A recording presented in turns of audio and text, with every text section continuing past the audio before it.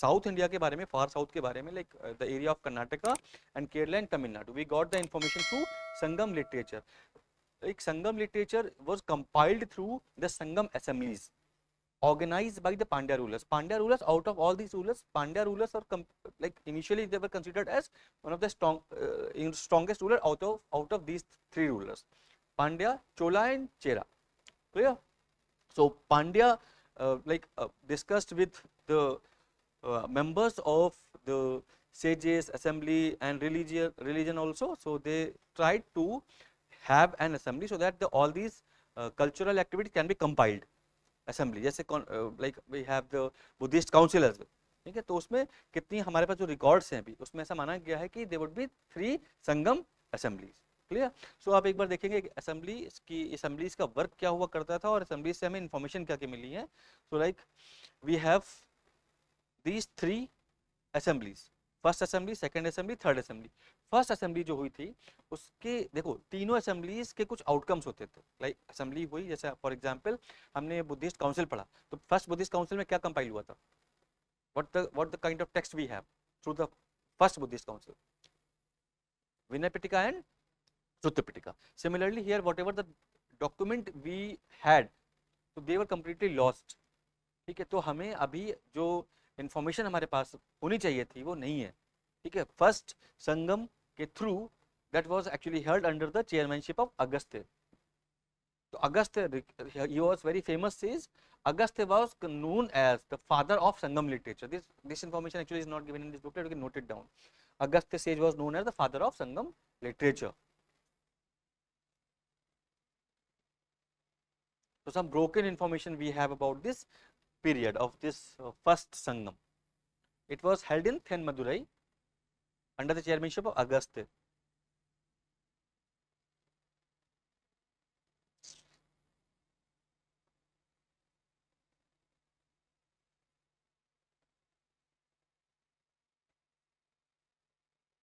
Right. So other major sages were like Agatiyam, Paripadal. तो ये हमें इंफॉर्मेशन मिलती है, लेकिन ये लाइक फेडेड इंफॉर्मेशन है. We do not have like certainty over that. But हमारे पास जो सेकंड जो संगम हुआ था उसमें भी कुछ लिटरेचर कंपाइल किए गए थे, और उन लिटरेचर्स में we have only the Tolkappiyam survived. So Tolkappiyam is the grammar work other than the other information we have from Tolkappiyam. ठीक है, so largely it's grammar work. So earliest grammar work of South India. Fine. So this was the work which survived.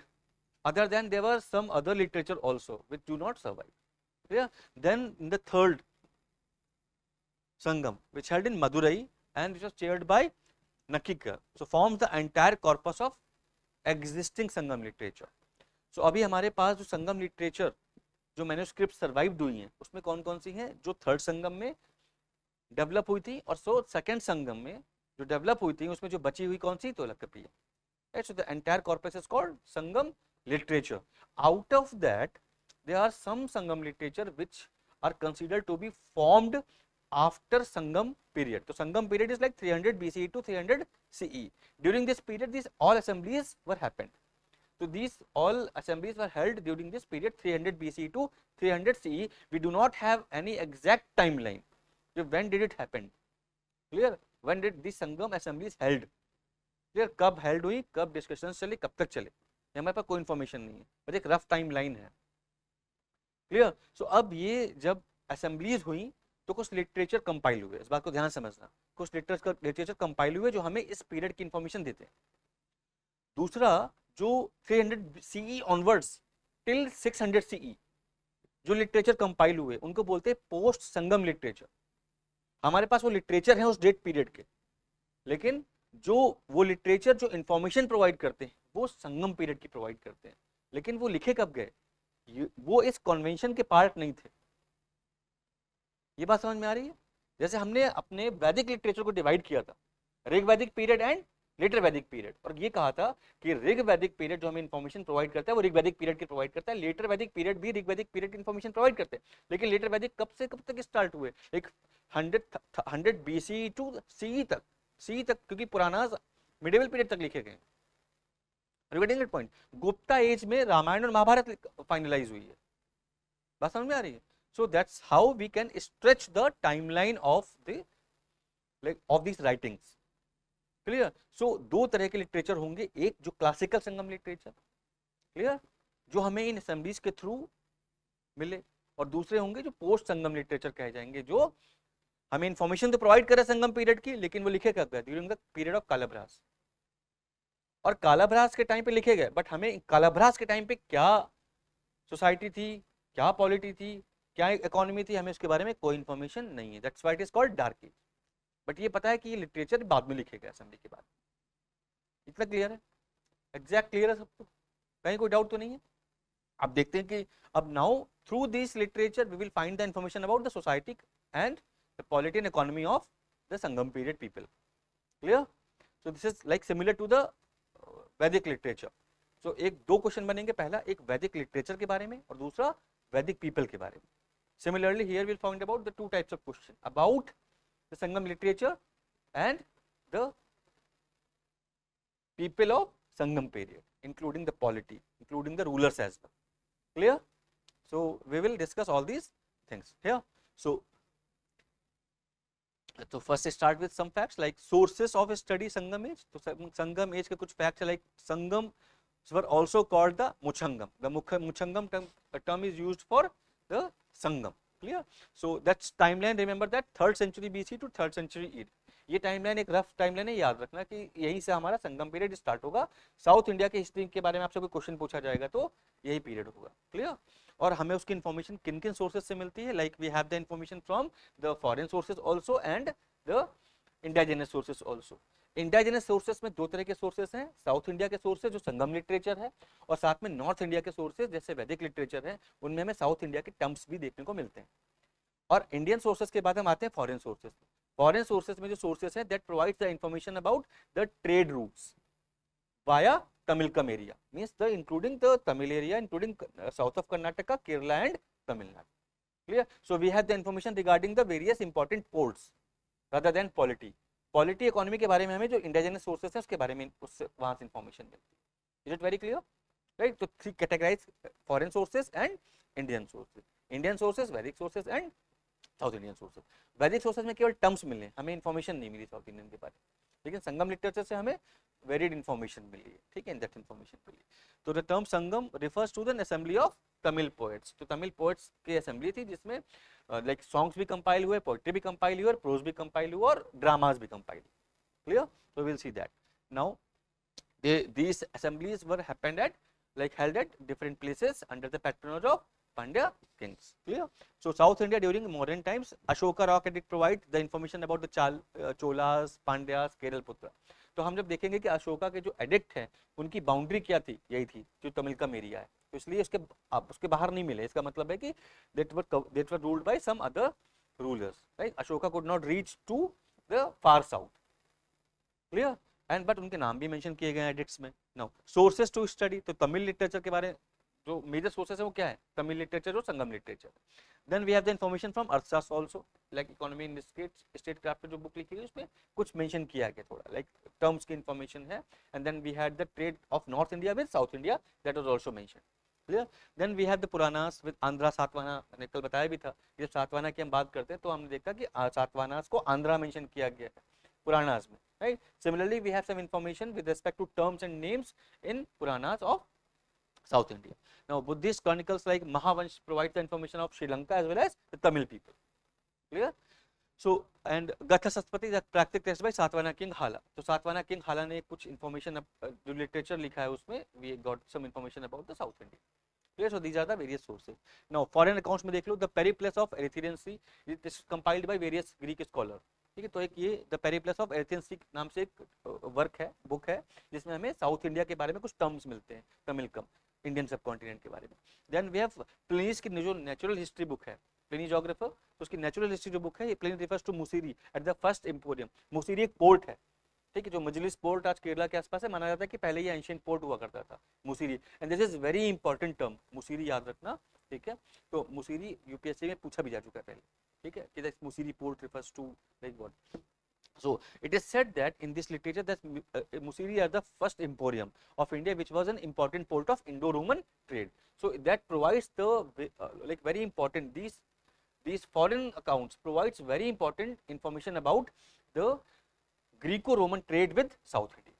Greek से जो trade होता था और साथ में रोम से जो ट्रेड होता था उसकी इंफॉर्मेशन मिलती है. And this trade of Greek and Roman to India and via India also, via India to China and Southeast Asia. Clear? So this is how we get the information of all these places. Ptolemy की geography है, वहां से भी हमें कुछ बे of Bengal में India के terms use हुए हैं ईस्टर्न कोस्ट के. Then we have the Vienna Papyrus that written by Strabo, Ptolemy and Pliny collectively, right? So they also provide that trade routes, trade information and the ports information. Clear? एक Roman map बनाया गया था, ठीक है, that's टुंगेरियन table कही जाती है ये. तो एक मैप ग्रीक मैप हुआ करता था, ग्रीक रोमन ने मिलकर एक मैप बनाया था. उस मैप में भी इंफॉर्मेशन थी लाइक तमिलकम एरियाज की, और उस मैप में like they that provide the information about the Roman emperor Augustus. And we also had the information that there was a temple in Cheras kingdom about of the Roman emperor Augustus. ठीक है, तो अभी भी केरला में आप देखोगे कि ऑगस्टस का एक टेंपल बना हुआ था, old temple. Clear? Augustus was the Roman emperor. Clear? So they we had the trades with Roman people and Greek people. That's what the information we get from there. तो तमिलकम का जिक्र किया गया, इसका मतलब है कि like there were some areas which are ruled by some kingdoms and we had the trade also. So अब थ्री संगम्स के थ्रू जो एंटायर कॉर्पस क्रिएट हुआ. यस, हाँ, यस, सी रूट्स. हाँ, देखो देखो शिप जो है एडवांस तो नहीं थे, लेकिन क्या है कि अब हमें इंफॉर्मेशन प्रोवाइड करते हैं कि जब आपको याद होगा कि जब हमने जो ट्रेड रूट्स पढ़ना शुरू किया, ठीक है, तो like it is the for the very first time like हमने जब वर्ल्ड हिस्ट्री पढ़ी थी तो तब भी आपको याद होगा कि मेडिटेरियन सी के थ्रू, रेड सी के through Greeks were involve in trade, like Italy, Italians, Roman people and earlier. याद आ रहा है वर्ल्ड हिस्ट्री का? तो अर्ली जो ट्रेड हुआ करते थे बाइजेंटियन एम्पायर, जो ईस्टर्न बाइजेंटियन एम्पायर था, तो through Greece and Rome, Italy, we had the earliest trade route through Mediterranean Sea and Red Sea. तो land route and then after land through the Arabian Persian Gulf. तो वहां से ये India पहुंचते थे आके, ना कि साउथ अफ्रीकन कॉन्टिनेंट के अलोंग. वो रूट हमें कब मिला है? जब वास्को डी गामा हमने बाद में जब हम मुगल्स और सॉरी मॉडर्न इंडिया पढ़ना शुरू करते हैं, तो that is different route via African continent. तो पहले जो ट्रेड रूट हुआ करता था वो through Arabians and then the Arabian Sea and then reaches to, but these like at that time as you said that ships were not very advanced like that the Portuguese had, but there were smaller boats through which they traveled. हाँ, तभी इसलिए कि ये बहुत पहले का time period है, like it's approximately 1200 years ago, but there were ships and they were like traveling through that. जब फायान और स्वेनसांग आए थे इंडिया में, ठीक है, at that time itself like for the very first time जब फायान came तो during Gupta period. So at that time also he followed the land route as well as the sea route. So he came through the land route and then returned through the sea route. So sea route mein, that's why at that time it was very difficult to travel through the sea route. There were small boats, right? Small boats they can contain approximately like maximum they can contain 50 people only. आपको याद होगा जब Cyrus Darius attack करते थे, like Greece पे attack करते थे, तो आपको याद होगा वो भी शिप वो they were not very huge ships, small ships होती थी 50-60 लोगों वाली. जब साइरस ने अटैक किया था ग्रीस पे, ठीक है, तो वो भी शिप्स तो बन चुकी थी, ठीक है, like earlier ship was made around 800 CE 900 CE. तो and for the war purposes, ठीक है, वॉर पर्पसेस के लिए उसको बिल्ड किया गया, ठीक है.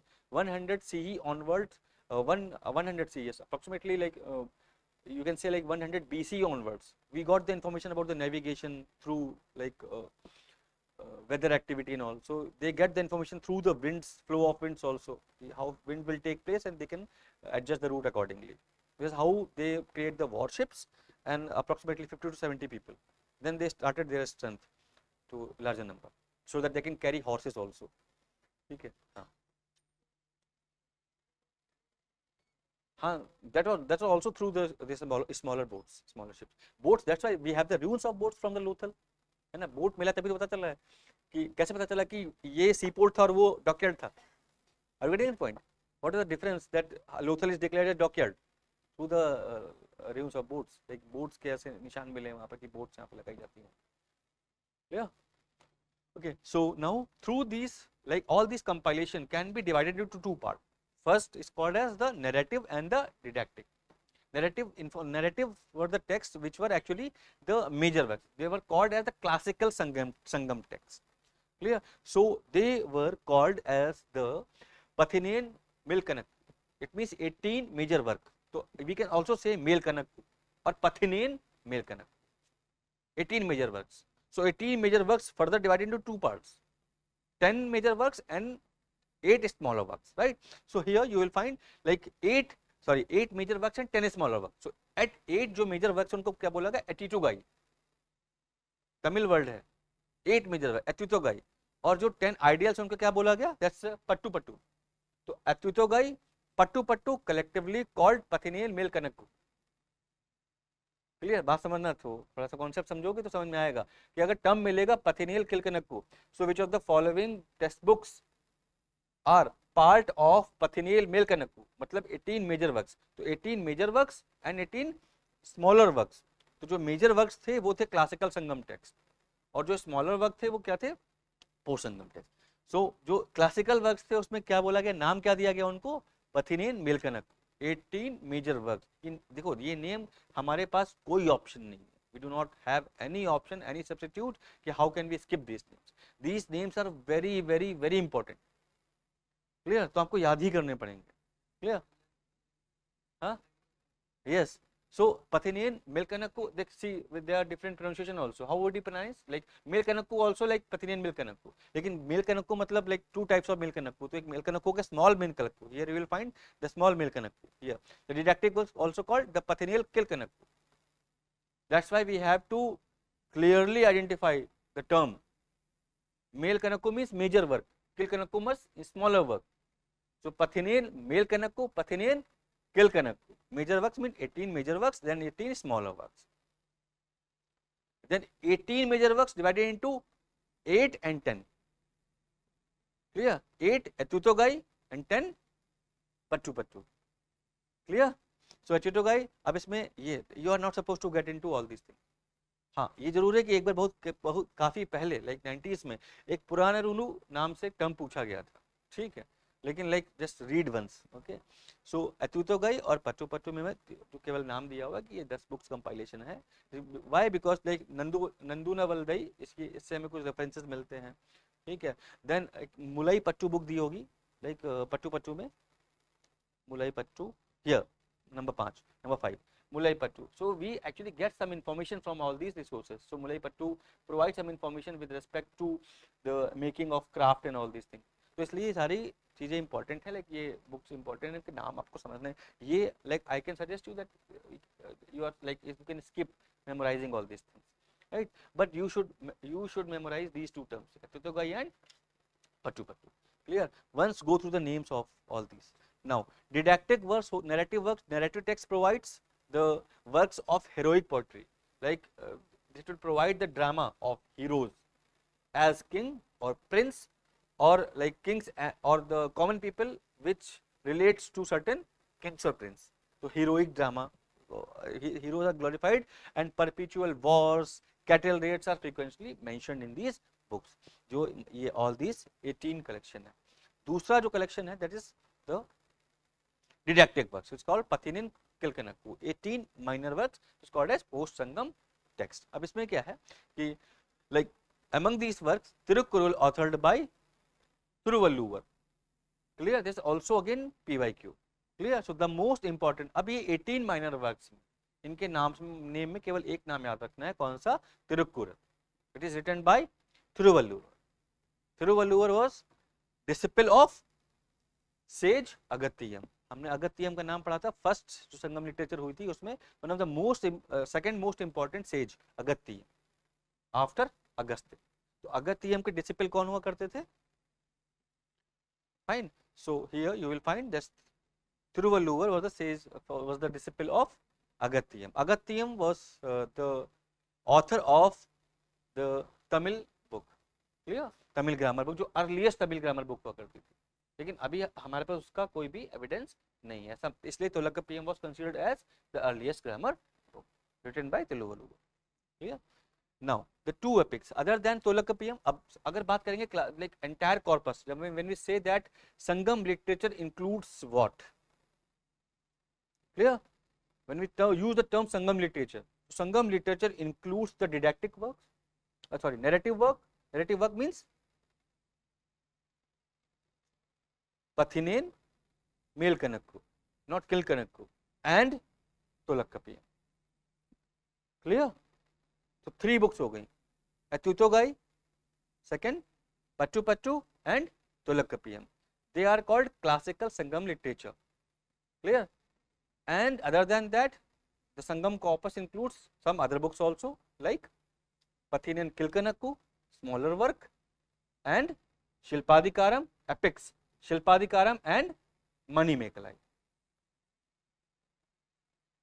क्लियर है क्लासिफिकेशन, समझ में आ रहा है? फिर से बताऊं, कोई डाउट है किसी को? डाउट क्या होगा, क्योंकि समझ में कुछ नहीं आ रहा है। देखो, संगम लिटरेचर को 2 पार्ट में डिवाइड करेंगे, ठीक है, classical Sangam literature and post Sangam literature. Classical Sangam literature includes Ettuthogai, ठीक है, जो नैरेटिव टेक्स्ट है, जो हमारा ओरिजिनल टेक्स्ट है during the Sangam period, Ettuthogai, Pattu Pattu and Tolkappiyam, clear.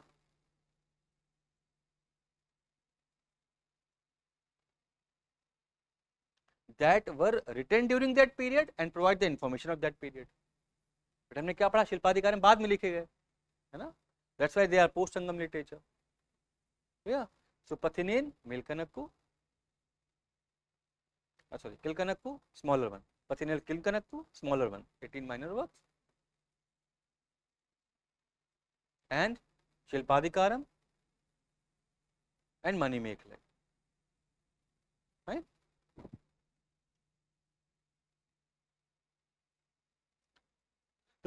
You can write it also, but here it is also mentioned, classical Sangam text,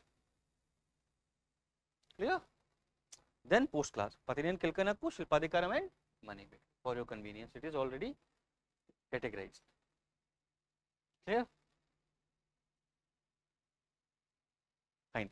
So now all these texts provides the information about the 3 early kingdoms. कौन कौन?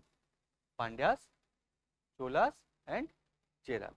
Clear? So here you will find the emblem also, like they were using some symbols of all these abstract ads as well as animals, ठीक है, in their flags. So अगर आपने flag में देखा है fish, तो मतलब they are Pandyas. अगर flag में लिखा बना है tiger, तो मतलब Cholas. और अगर flag में bow बना हुआ है, bow and arrow, it means they were Cheras. Their capitals were Madurai, like Pandyas की capital थी Madurai. मदुरई कहाँ है? Very good. So the Cholas की capital क्या थी? Urayur, again in Tamil Nadu. Then the Cheras, they had the Vanji or the Kuruvar. दोनों नाम लिए जाते हैं, like you will find the Vanji or the Kuruvar here, the capital of Cheras, like Madurai, capital of Pandya, capital of Cholas, Urayur. And then the later Cholas will gain their power, and they will like occupy the territory first of Pallavas and Pandyas, then Cheras, right? Later Chola period, like we will discuss it in early medieval period, clear. So the premium ports were, इनको रट लेना, पुहार, टोंडी, मुचीरी, ये सब पूछे गए, मुचीरी पूछा गया, टोंडी पूछा गया, पुहार पूछा गया, कोरकाई पूछा गया, नेलकिंडा नहीं पूछा गया, ठीक है, all were asked in UPSC, clear. So these are the very important port sites of the ancient India, clear. So now अब ये कुछ एरियाज है मॉडर्न, लाइक तंजौर के आसपास चोला का जो एरियाज है मॉडर्न एरिया, तो आप उसमें चेक कर सकते हो गूगल करके कि कौन कौन से एरियाज है। So like for example the northern Tamil Nadu was occupied by Cholas, ruled by Cholas. Southern Tamil Nadu was ruled by Pandya, and the modern Kerala, like south of Kerala, was ruled by Cheras. Like some part of the Nilgiri के आसपास का area it is ruled by Cheras as well. तो आप ये कुछ देखोगे कि ऐसा एरिया कुछ है, लाइक दिस वन, जो चेरा के पास में हुआ करता था area, like that's called the Kongu Nadu, clear. This Nilgiri के आसपास का एरिया कोंगू नाडू, तो some part of Kongu Nadu like modern Kerala and some part of Kongu Nadu was occupied by Cheras. Clear? जब कोंगू नाडू टर्म मिलेगा तो आप समझ जाइएगा कि नीलगिरी के सराउंडिंग का जो सर्कुलर एरिया होगा वैसे ही होगा। Clear? Now coming to some information one by one. So बहुत कम इंफॉर्मेशन है क्योंकि हमारे पास लिटरेचर जो थे वो like they are lost, right? So you must be very happy with that. Okay. So the Pandyas are first mentioned by Megasthenes in his Indica. Clear? So Indica also provides some information about Pandyas. Like he has like all these kingdoms had trade with Roman Empire. So it's not about only Cheras. No. They performed Vedic sacrifices and the Brahmanas in their territory enjoyed considerable influence. That is important because all these kingdoms, Chola, Chera, Pandya, they had the attitude of religious tolerance, right? Though they had some own belief in various gods, Tamil gods like Murugan, but still they believe in other people's religion. Clear? And they also promote other people's religion with respect to donation as well. Okay? There's nothing like this orthodox religious culture would be there. That was not like that, right? So they like the early Pandya kings were Nedion. आपने नाम भी सुना होगा इनका, नदियान का नाम, like movies were there, ठीक है, about these early Pandya rulers. तो नदियान, then Palsalai and other prominent Pandya kings were. तो पांड्या किंग्स के बारे में जो नेंदुजेलियान और नेंदुजेलियान टू, इन दो का सबसे इंपॉर्टेंट रोल है। क्यों? Because of the epic we have. Shilpadikaram में we have the information about the Nendujelian. It is believed that the died of regret due to a tragic role death of Kovalam, the hero and the husband of Kannagi. तो शिल्पाधिकारम में एक जो story है उसमें कन्नगी के husband को गलती से डेथ पनिशमेंट मिल जाता है, ठीक है? So it is said that that is given by Pandya rulers. हाँ, सॉरी, यस, हाँ, that is like love story और we can say like husband wife story, ठीक है? एंड इसका ही सेकंड पार्ट होगा शिल्पाधिकारम का, मनी मेक लाइक, ठीक है? And Kannagi suppose to be like the goddess of Tamil Nadu, ठीक है? तो आप देखेंगे आगे. Now here Nendujelian also, that is also mentioned in these epics. So it is believed that at a very young age he defeated a confederacy of Chera and Chola. So battle of Talayanganam ये mention किया गया है in literature में. जैसे हमने battle of 10 राजन पढ़ा था, that is very important battle which is because there are very few battles which is mentioned in Rigvedic literature. Similarly, these very few battles which are mentioned in Sangam literature. Out of that, this battle of Talayalanganam, that's very important, where Pandya defeated the confederacy of Chera and Chola. और आगे ऐसा भी होगा कि Chola will defeat the confederacy of Chera and Pandya also. ठीक है? So that would be like that. So Pandya, so because they were like making planning to like 3 kingdoms were there. So out of that 2, every time they were planning to defeat third one. They are coming together. Right? So here after power declined with the invasion of the tribe called the Kalabhras. Kalabhras का mention किया गया, तभी हमको पता चलता है कि शायद बाद में जो इन्फॉर्मेशन अवेलेबल नहीं है तो Kalabhras ruled over the entire territory. Kalabhras were considered as one of the tribes of Tamil people. तो Kalabhras ऐसा माना गया क्योंकि during that period we found no literature and at that time also we found no such like cultural activity which is followed by all these 3 rulers. तो cultural वाला part है वो भी missing था उस during the period of 300 to 300 C. Okay. Now we have some information about Cholas. So Karikala also like one of the prominent Chola ruler. So one of the greatest of all Chola king who founded the port city Puhar. That's why he is known as like his name is important for example perspective. So Chola Karikala, we should know that this name with respect to the establishment of port city Puhar. Puhar was considered as one of the most important trade port at that time. So पुहार का establishment कैसे होता है? Now model जो आज का कावेरी पट्टनम में कहा जाता है कि पहले ये पुहार का is now the modern construction of like rebuilt of पुहार Kaveri Pattanam. was a great center और ऐसा भी माना गया है कि like ये यहाँ से स्टार्ट हुआ और 160 किलोमीटर का एम्बैंकमेंट बनाया गया था जिसमें अप्रोक्सीमेटली 12,000 स्लेव्स लगाए गए थे. That is why this port city is important to understand. Now their core area of rule was the Kaveri Delta. Kaveri river का फ्लो पता है ना, जो कहाँ जहाँ पर कावेरी रिवर का माउथ है वो that is called the Kaveri delta. और कावेरी डेल्टा के आसपास का जो एरिया है that is what the major like ports were there and the major trade centre were also there. Clear? Now credited with the having defeated a confederacy of Pandya and Chera. अब चोला के बारे में कि it's like their allies at the Battle of Veni. अब Battle of Veni mention है तो उसमें ये बताया गया है कि ना चोला had the confederacy with Pandya and Cheras. So Chola had the confederacy, and confederacy means that's the local tribal ruler also part of the tribal kingdom. तो अब जब हम इन confederacy की बात करेंगे तो there were two kind of confederacy. पहला confederacy होगा जहाँ पर like Pandya and Cheras will make alliance and they will fight with the third one. And दूसरा होगा कि like Chola will make a confederacy, like Chola will defeat Pandyas and Cheras with the association of the local tribal rulers as well. तो जब हम इस territory की बात कर रहे होंगे तो ऐसा नहीं कि पूरा एंटायर जो हमने यहाँ पर पांड्या लिखा देखा है तो जहाँ पूरा entire kingdom was occupied by Pandyas और चोलास और Cheras. So there would be some smaller kingdoms existing over there.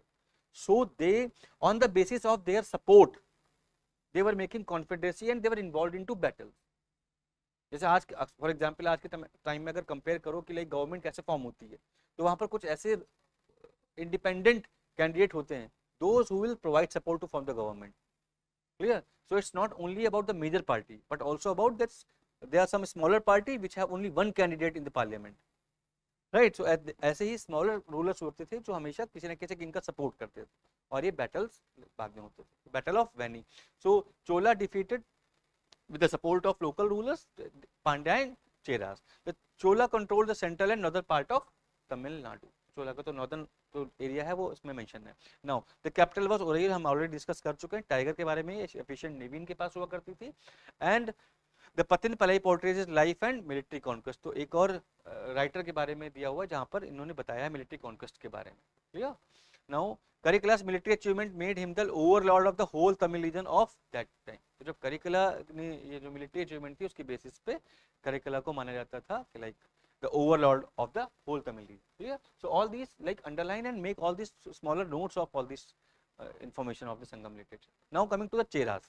अब Cheras का जो एरिया था वो like west part of Tamil Nadu including the northeast part. This the Kongu Nadu part of Tamil people. So Vanji was the capital and the emblem of Cheras was bow and arrow, and the Pagalur inscription Tamil Nadu में है Pagalur inscription that provides the information about the Chera rulers. Chera rulers के specifically it also talks about the Cholas but it largely has the information about Cheras. Okay? That's why for Chera's information it is said that the Pagalur inscription is very important. Again we had they had the trade with Romans. This is not exclusive to Chera. सभी के लिए याद रखना चेरा चोला पांड्या तीनों rulers के लिए the trade with the Roman and Greeks is the fact.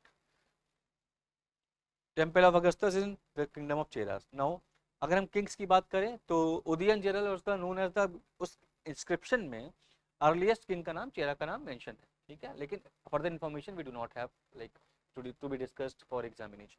Now Senguttuvan का नाम मेंशन है. तो सेंगुतुवन का नाम इसलिए मेंशन है कि he was known for like known as the name of red chera and good chera. Red chera not like red chera mention है वहाँ पर, लाल चेरा in the Malayalam language.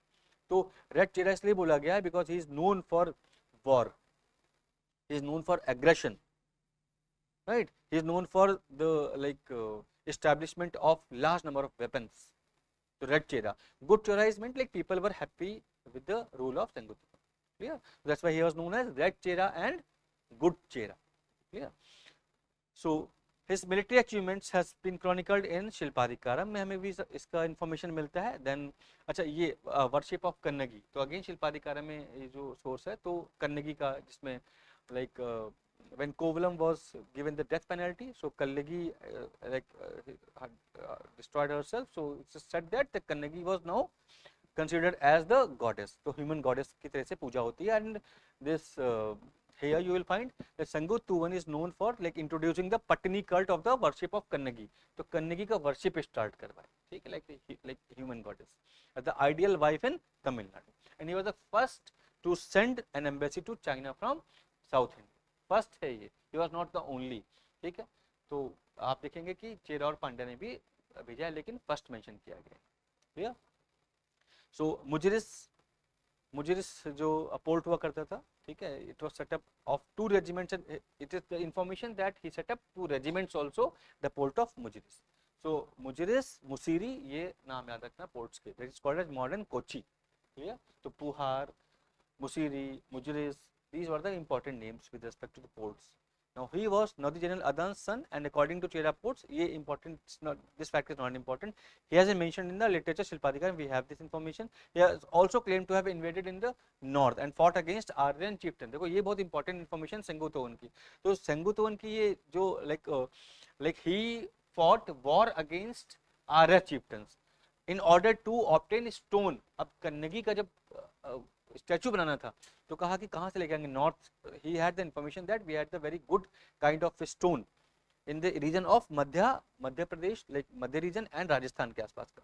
तो वहाँ के जो स्टोन होंगे they were very important, they were very strong to build any statue. So he just like marched for North India, and it is said that he had the war with Aryan chieftains, clear? So like to build the statue of Kannagi, and crossed the Ganga and had a bath in the Ganga before bringing the stone back to Hindustan. So he was considered as the only like Sangam ruler who had crossed the Ganga and bathed in Ganga. Yeah, Sangutuva. Now, after the second century, the Chera power declined, and not much is known for their history till 8th century CE. So like this is similar for Pandya and Chola also.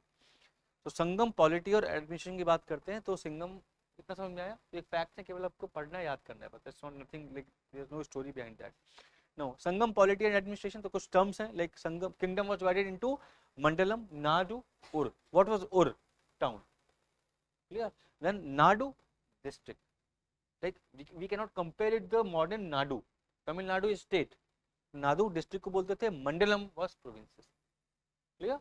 So Mandalam is used for provinces, Nadu districts, or towns, Sirur small village, Perur and big village. So Sirur and Perur, ठीक है, किसी PCS exam में भी आया था शायद, ये recently हुआ था, तो उसमें Sirur and Perur term used in Sangam literature represents what villages, clear? Now king was called को टर्म भी यूज हुआ है, मन्नन, वेंदन, कोर्रवम, इरावियन। अब देखो कंफ्यूजन ये है कि whether it was used for the Chola Chera Pandyas or it was used for the local tribal ruler, ठीक है। तो जो असेंबली हुई थी उसमें किंग्स के लिए भी ये वर्ड यूज हुए, को मन्नान, जैसे ट्राइबल रूलर्स हैं या लोकल रूलर्स हैं उनके लिए भी टर्म यूज किए गए, but it is for sure that it is ruled used for Kings, clear? Now it was the center of the administration. Now hereditary monarchy was a form of government, clear? So monarchy was hereditary, clear? Rulers kept a regular army, means standing army concept was also there in Sangam period. Each of the dynasties of Sangam had a royal emblem. तो हमने royal emblem already देख लिए। Tiger किसका था? चोला का। बो arrow किसका था? चेरा का। फिश किसका था? पांड्या का, क्लियर? नाउ अवई was the court of crowned monarch. Okay, तो जो कोर्ट हुआ करती थी उसको क्या बोलते थे? अवई टर्म यूज करते थे। Then the king was assisted by number of officials. So minister के लिए क्या टर्म यूज हुआ था? जैसे अमात्या होता है वैसे अमाइचर, क्लियर? देन अंथनर फॉर प्रिस्ट, दूतार, एनवॉइस के लिए क्या बोलते थे? जैसे दूत टर्म आया, दूतार। देन सेनापतियर, तो मिलिट्री कमांडर्स। देन ओरस, स्पाइस के लिए ओरस term use, clear? Now the military administration was efficiently organized and a regular army was there. Now revenue and taxes की बात करते हैं, the chief tax source was income of like land revenue. So different types of taxes were also there. So land revenue was the major source of revenue. Other than that, they were dependent upon the looting and all these things through wars, clear? So the booty captured in wars was other main source of revenue, right? Then the roads and highways were maintained and guarded to prevent robbery. तो आपने देखा था कि हमने जब महाजन प्रदेश पढ़े थे वहां भी military sepoys were and the guards were appointed just for the safety of travellers, right? जो जहां भी ट्रेड ज्यादा होगा उन रूट्स पे उनकी सिक्योरिटी के लिए गार्ड्स प्रोवाइड किए गए थे। नाउ टाइप्स ऑफ टैक्सेस, अब देखो टैक्सेस के name, this is also again very important, like term करई, उल्गू। हो सकता है ये ना पूछा जाए आपसे कि ये टैक्स किस डोमेन में इम्पोज करते थे, लेकिन लाइक टर्म करई, उल्गू, Iravu, Irai, they were used in the Sangam literature to represent what? Taxes, clear? So again there's no use to go into the features of these names कि करई लैंड टैक्स हुआ करता था, इरवई फोर्स एक्स्ट्रा डिमांड के लिए tax हुआ करता था। Is it clear? ठीक है, केवल टैक्स के नाम याद रखना है, बस याद रखो, ठीक है? कुछ रुपये मुस्कान आई है, चलो ठीक है कुछ कम हुआ, right? तो यही करना है ऐसे। Economy prosperous and agriculture economy थी, economy was very good flourishing, ठीक है। लेकिन याद रखना देखो, अब हम आगे पढ़ेंगे तो देखेंगे Gupta Gupta period is known as the golden period, है ना। लेकिन वो गोल्डन पीरियड किस टर्म में है, लिटरेचर के टर्म में है, कल्चर के टर्म में है। Gupta period is not like golden period with respect to trade and economy, ठीक है, क्योंकि ट्रेड एंड इकोनॉमी तो स्टेबल थी, थोड़ा ग्रो भी की, लेकिन larger period of the Gupta period was like declining of trades. Why?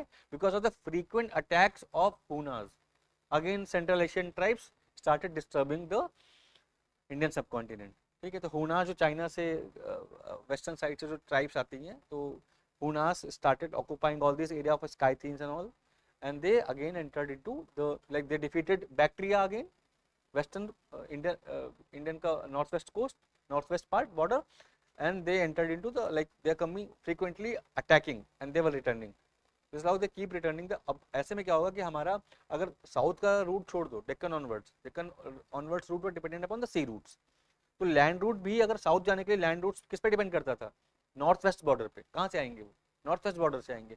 तो अगर नॉर्थ वेस्ट बॉर्डर डिस्टर्ब है तो नॉर्थ इंडिया का जो ट्रेड रूट है वो डिस्टर्ब रहेगा, क्लियर। जब वो डिस्टर्ब रहेगा तो ट्रेड जाहिर सी बात है डिस्टर्ब रहेगा, तो इसलिए इकोनॉमी फ्लरिश नहीं हो पाई गुप्ता की period because of the frequent rates of the Huns, clear. So here trade was very good with respect to the import and export. People were pastoralists, hunter, fishermen, although they also produced rice. तो देखो अगर एक statement आता है कि economy was based upon the import and export, that is strong. कोई भी economy trade and export, trade और लाइक इंपोर्ट एंड एक्सपोर्ट पे बेस्ड नहीं हो सकती है किसी भी कंट्री, ठीक है। उसको एक larger that would be supported by, economy would be supported by international trade, लेकिन उस पर कंप्लीटली रिलाई नहीं करेगी कंट्री की। तो एंशिएंट इंडिया में भी यही था कि लाइक अगर if question is asked that the Sangam economy was completely dependent upon import and export, that would be wrong statement. It had the large chunk share, like share, तो जो शेयर हुआ था, जो शेयर होता था इंपोर्ट एक्सपोर्ट का, that was huge, but economy still was dependent upon the local agriculture, clear. हाँ, any question? Okay, so items of export क्या थे, like muslin, glass beads, pearl, sandalwood and all. Then item of export, gold, silver, moong and all. The gold and silver in huge quantities were brought into India and made the trade greatly in favor of India, ठीक है। तो ये वो period था जब तक British नहीं आए थे, यूरोपियन कंपनीज नहीं आई थी, तो हमारे पास इसलिए गोल्ड एंड सिल्वर बहुत ज्यादा क्वांटिटी में हुआ करता था because of the trade, flourishing trade. We have always the surplus with respect to balance of payment, clear. Now Tamil Mandalam serve as the zone of interaction for silk trade with China, clear. So जो आप string of pulse देखते हैं, है ना, तो it's like the ancient route was like that is through Central Asia, China, then Central Asia through India, via India one land route was there, and through the sea route via Tamilkam. जब हम sea routes की बात करेंगे regarding the silk route, तो that will go through via Tamilakam, clear. So Tamilakam was the zone of interaction. Society कैसी हुआ करती थी, प्राइमरीली पेस्टोरल हुआ करती थी, तो agriculture was also done, right, but primarily कैसी होती थी, agriculture, sorry pastoral. Now Tolkappiyam refers to social classes. अब तोलकाप्पियम जो हमारे पास लिटरेचर है, जो that is law gram literature based on grammar, it also provides some information about the society and polity. So it says that we have the such kind of people like arasars, ruling class के लिए क्या term use हुआ है, like arasars. Then we have the lower class people, kadasiyas. Then we have priest, then anthanars. Then we have involved with trade and commerce those people, that's called vanigar, मतलब व्यापारी, ठीक है, traders, तो traders को बोला गया vanigar, priest को बोला गया anthanars, lower class people को बोला kadasiya. It means that this is how we get that the this society was divided on the basis of their profession, yeah. So priest, lower class, ruling class, traders, and then we have agriculture, vellalar. Vellalar was some used for the peasants, yeah.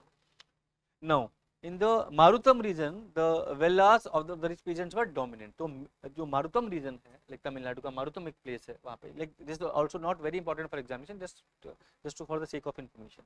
Then Avaiyar, Nacheliyar and the Kakkapadinayar were the women poets who enriched the Tamil literature. Why this statement is important?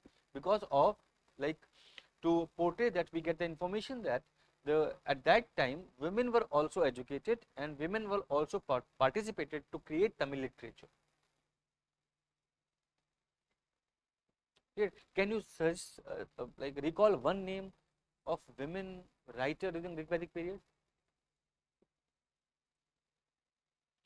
Or so now the task of the day is to revise all the names during the Greek Vedic period women writers. Clear? So ये बहुत important facts हैं इनको मैं बता रहा हूँ याद करने के लिए. Now love marriage was accepted in Sangam society. अब देखो लव मैरिज का तो मेंशन है यहाँ पर, लेकिन ये माना गया कि like women were not very advanced with respect to their rights. ठीक है. So yet the widow were treated badly and sati was prevalent. सती का हमें पहला प्रूफ कहाँ मिलता है? Like not the modern process of being सती, लेकिन हमें मेंशन है जिसको हम कहते हैं कि सती हुआ होगा ऐसा कुछ लेटर वैदिक पीरियड में. Then we find in the Gupta age like prevalence of sati. Clear? And south India also at that time like during the modern period, है ना. तो महाजनपदा पीरियड में भी कुछ हमें एविडेंसेस मिले सती के, लेकिन प्रेवलेंस की जब बात की जाएगी, ठीक है, कि like Sati became the most accepted part of this process. This process means like when the husband would be died, the wife also will be died. तो ये जो कॉन्सेप्ट सती वाला है, ये मॉडर्न जो कॉन्सेप्ट है, ये पहली बार कब इंट्रोड्यूस किया गया? लाइक प्रेवलेंस हुआ गुप्ता पीरियड में. लेकिन ये जो पीरियड हुआ लेटर वैदिक पीरियड ऑनवर्ड्स, जो महाजनपदा के पीरियड था, उसमें हमें कुछ टर्म ऐसे मिले हैं जो शो करते हैं कि सती हुआ होगा, सती की प्रोसेस हुई होगी, ऐसा कुछ. Clear? Now so religion, the primary deity was Murugan. The worship of Murugan was having an ancient origin at the festival leading to which also find. Now Murugan was honored with 6 abodes. अब ये मुरुगन जो तमिलनाडु के, उनको पता होगा कि like there were various places known as the abodes, like places of worship of Murugan. जैसे हमारे 12 ज्योतिर्लिंग हैं, ठीक है, वैसे ही 6 abodes हुआ करते थे मुरुगन गॉड के. There are no need to go with the places. That's why it is not mentioned in this booklet. ठीक है, तो unnecessary burden नहीं लेना है, इतना जानना है कि there were various places of worship Murugan. Other gods were like Vishnu was known as Mayan, Indra was known as Vindan. ठीक है, तो this literature provide the information of other gods as well other than Murugan. Clear? Then Varunan, like for Varun, like Koravari. The hero stone or the Nadukol worship was significant in the Sangam period and was erected in memory of the bravery shown by the warriors in the battle. So it means that like this culture was again followed by the Cholas, Pandyas during the later Chola period. तो letter चोला period में अभी जो like bravery जिसने भी दिखाई, तो उसका statue बनाकर और उसको like just for the symbol उसको यूज करते थे वर्शिप के लिए भी. ठीक है, जैसे हम आज के टाइम में भी देखते हैं कि हम अपने जितने भी फ्रीडम फाइटर्स हैं उनके स्टैचू बनाते हैं, उन पर माला चढ़ाते हैं जब भी 15 अगस्त या 26 जनवरी आता है. तो वैसे ही यहाँ पर इंपॉर्टेंट फेस्टिवल्स के टाइम पर जो पहले ब्रेव सोल्जर्स हुआ करते थे, इसके बाद एक कल्चर आगे बढ़ता गया, तो और किंग्स के स्टैचू भी बनना शुरू हो गए. So now the large statue of Kings and the large temples representing the power of king. Yeah, so this is how this culture started to making large gopuram and large shikharas, okay, through the Dravidian style of temple architecture. Yeah.